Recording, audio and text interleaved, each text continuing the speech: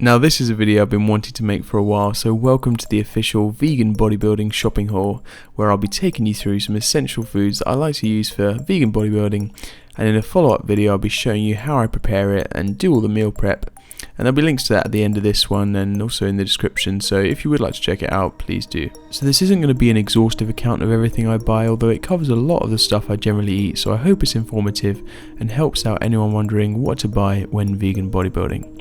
I want to give you an idea for also how you can combine these foods to make nice, easy, enjoyable bodybuilding meals, high in protein, so do stay tuned. So the first item on my list was potatoes. Potatoes are a great carbohydrate source for bodybuilders, and they also contain a surprising amount of vitamins and minerals. So one medium potato contains almost half the recommended intake of vitamin C, which it surprised me when I found that out. So who knew the humble spud could be so good for us bodybuilders, eh? Next on our list is a great source of vegan protein, and one that I enjoy very often, just some good old beans.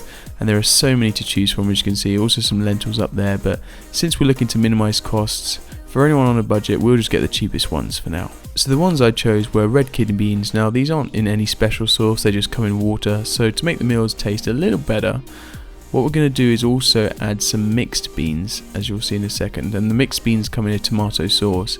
Combining the mixed beans really just adds some flavour, and since we're only going to be using one tin, we don't have to worry about the sodium intake. That's something that a lot of people worry about. They get concerned about eating too many salted beans, but most of the time, beans that are in water have trace amounts of sodium, so there's no need to worry. Moving on to our next item, it is of course one of the tastiest carbohydrates on the planet, some nice rice. So much to choose from.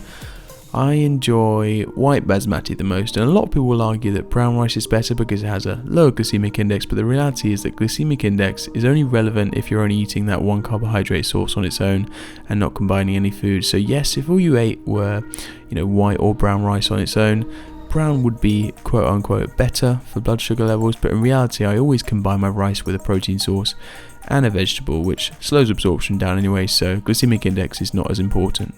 Buying rice in bulk is going to be the best value for money, so this 4 kilo bag costs just over £6, but bear in mind that this will last me anywhere from 2 to 3 weeks depending on my rice consumption at the time, so when you think about it, you really do get a lot for your money. Anyway, now it's time to move on to some vegetables, and something I wanted to mention here is the argument that fresh is always best when it comes to vegetables, and yes, whilst this is often true, it isn't always the case, okay? So when you think about it, if fresh vegetables have to be imported from a great distance, they often have to be sprayed with chemicals to preserve them, whereas vegetables that get frozen on site don't require the preservatives. So the reality is that frozen vegetables are by no means bad and can in fact provide a great amount of micronutrients at a lower cost, and they'll also keep longer.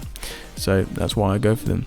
I personally get some broccoli, and I'll go through a 1 kilo bag of broccoli every 3 days or so, just because it tastes so good and I love adding it to my meals. I also like getting some whole leaf spinach, which, it's going to give me those Popeye forearms. Spinach is a superfood which is perfect for bodybuilders since it contains, vitamin K, vitamin C, vitamin B, vitamin A, iron. Obviously, it's also a great source of calcium as well. And finally, we got some mixed peppers, which complement any dish since they're nice and sweet and crunchy. So I also get some of those. Final thing is going to be peas. Very high in protein, nice and cheap, perfect addition to any rice dish. So always get peas. Hobnob's chopped chip, totally vegan, very tempting. McVitie's ginger nuts as well, again vegan.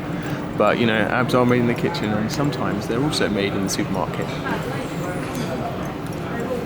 Right, so I've got everything I would usually buy. Now it's time to go home and cook it all. So if you would like to see how I prepare all this food into, bodybuilding individual meals, then please go and check out this video here. Anyway, until next time. Wait, too many gains.